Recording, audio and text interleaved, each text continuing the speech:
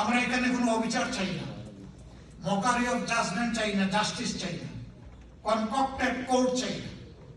আমরা চাই ন্যায় বিচার নিশ্চিত হোক। আমরা এখানে কোনো মিসক্যারেজ অফ জাজমেন্ট চাই না। আমরা সত্যিকারের তাদের প্রতি ন্যায় বিচার করা হোক, সেটাই চাই। অভিযুক্তরা যদি তাদেরকে নির্দোষ প্রমাণ করতে পারে, তারা খালাস হবে।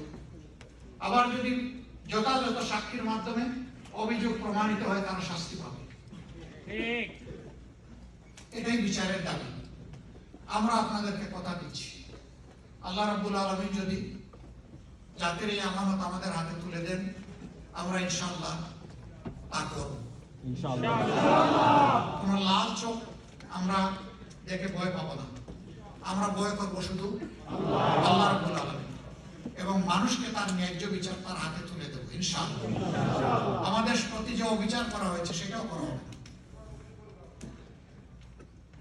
যারা অভিযুক্ত তাদেরকে যথেষ্ট সুযোগ দেওয়া হবে, তারা যাতে নির্দোষ প্রমাণ